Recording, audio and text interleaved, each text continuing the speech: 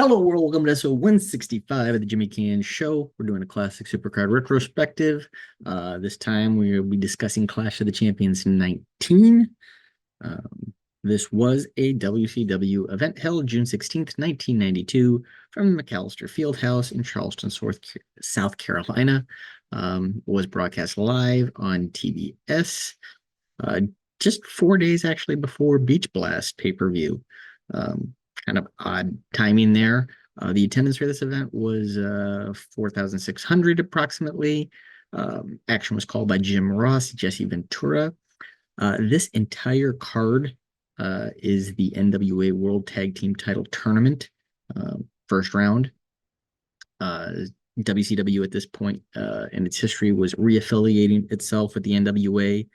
They had to kind of sever ties uh, in around 1990. They're kind of re-embracing the NWA here, and the NWA in and of itself made the decision to reactivate the World Tag Team titles.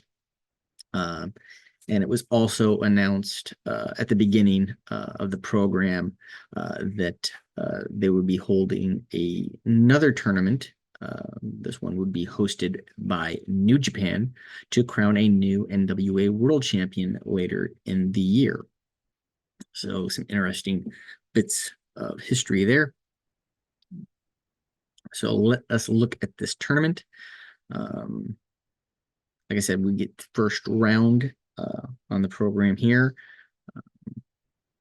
In the first round, we saw the Malenko brothers, Joe and Dean, take on the team of Ricky the Dragon Steamboat and the Russian Nightmare Nikita Koloff. You had New Japan's Jushin Thunder Liger team with the light heavyweight champion Flying Brian Pillman against the team of Beef Wellington and Chris Benoit. Interesting side note is that Pillman did not have his title with him here, so kind of interesting. The Miracle Violence Connection, who consisted of one Terry Bam Bam Gordy and Dr. Death Steve Williams, took on the team of the O'Days, Jeff and Larry, a father and son duo.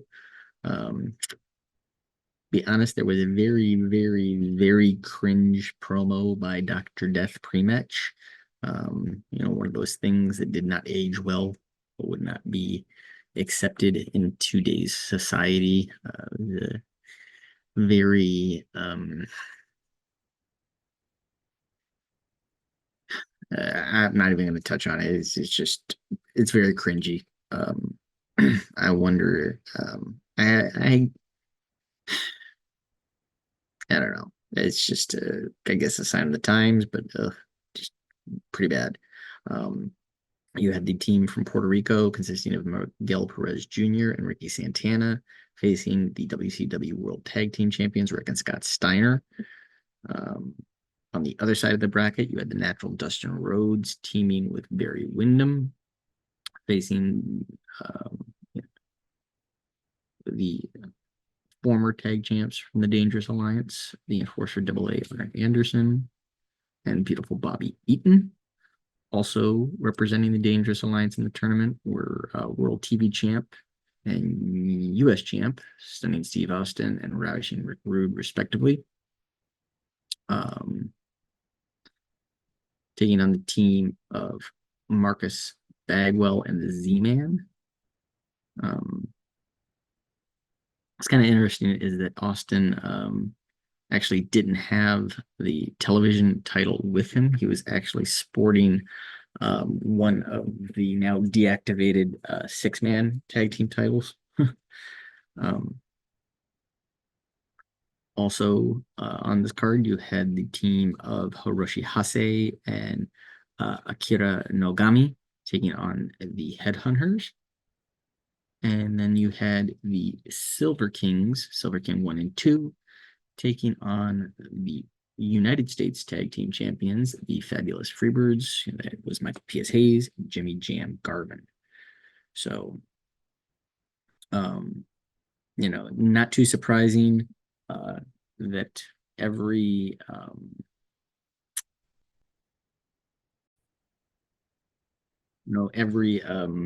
WCW affiliated duo facing a non WCW affiliated duo advanced.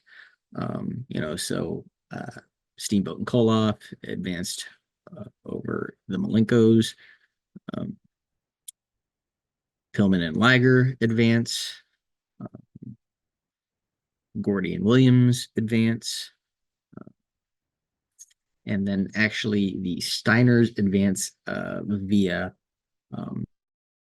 a forfeit, more or less, because Perez and Santana were attacked. It was alluded that Gordy and Williams ended up taking out the Puerto Rican duo as they wanted to face this, ensure that they face the Steiners, trying to send a message on the other side of the bracket. Where you have actually two WCW factions facing each other. Rhodes and Wyndham advanced over Anderson and Eaton, and Austin and Rude advanced over Bagwell and Z-Man. The New Japan duo of Hase and Nogami advanced over the Headhunters and the Freebirds. Obviously, like I said, all the WCW factions against non-WCW factions advanced, so the Freebirds advanced over the Silver Kings.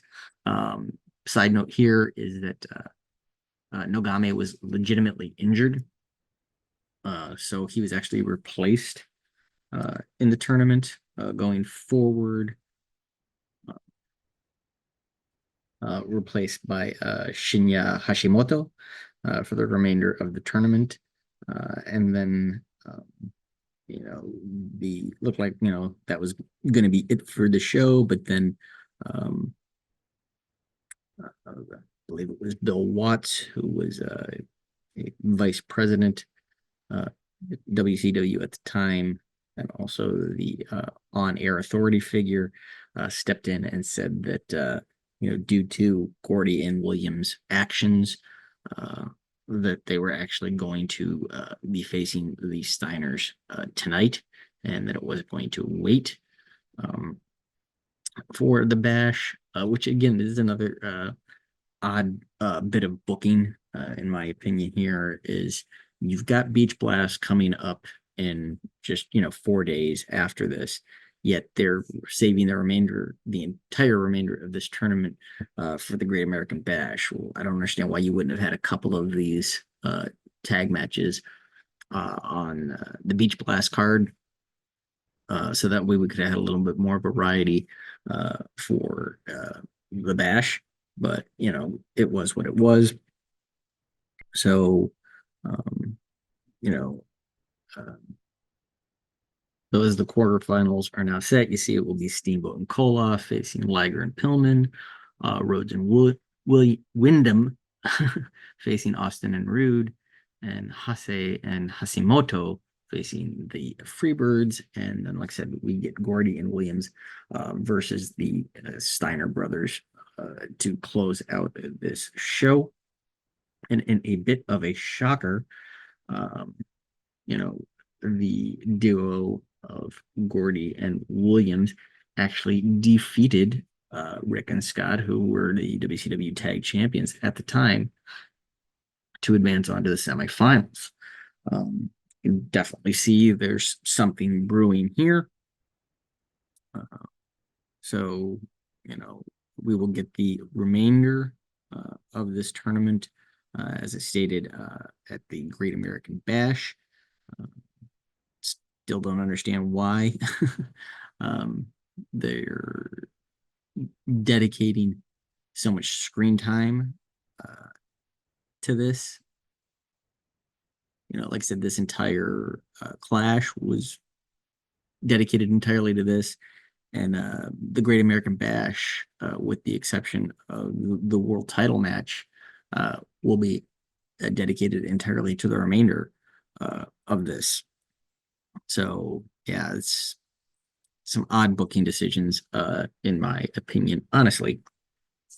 So, we will see how things pan out when we get to the Bash retrospective in a few weeks. So, Sting had an interview during the show, as did Ron Simmons, that was interrupted by Harley Race.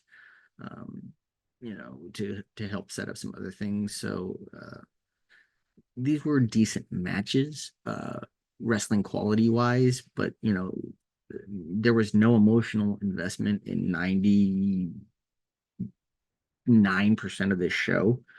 Um, why, you know, the remainder of this is waiting all the way till Bash, which will consume almost the entire card of that show, doesn't make a lot of sense to me either. But hey, I didn't have the pencil. I wasn't doing the booking. Um, I was this 1992. I was 12ish.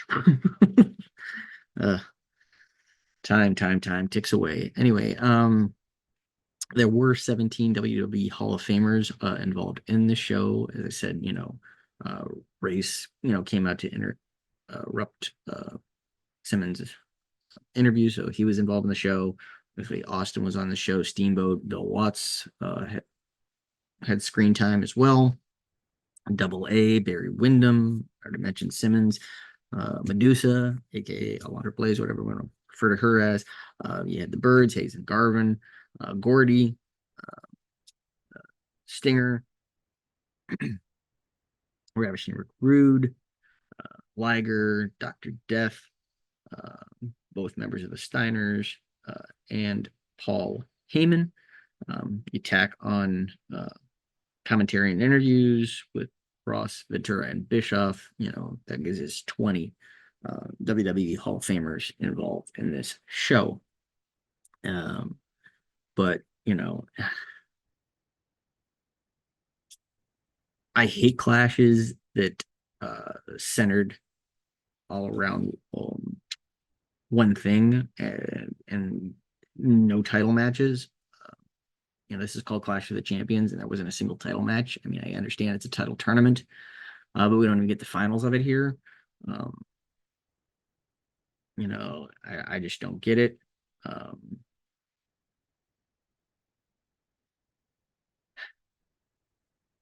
I mean, honestly, the show really, I mean, outside of the interview segments, had the Williams Gordy Steiner angle. Got the ball rolling on that.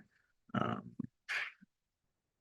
like I said, the interview segment got some of the stuff for Ron Simmons rolling, but uh, the ring work,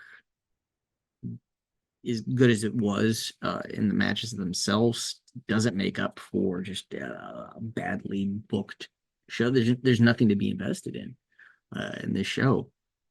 So on a 10 belt scale, I'm only giving this a 4, and it's a 4 simply because um, the quality of the matches was pretty decent, and they did kind of set up two stories more or less, but like to devote this much time to really only further two stories, and one of them only kind of yeah, I just don't get. So you know yeah, this one's not a good show, but hey, we're going chronologically through things here, so we got to do them all. So next up on a classic retrospective will be the aforementioned Beach Blast. Um, so we'll discuss that one. And wherever you are, I hope you're doing well. Take care of one another, and I will see you all when I see you.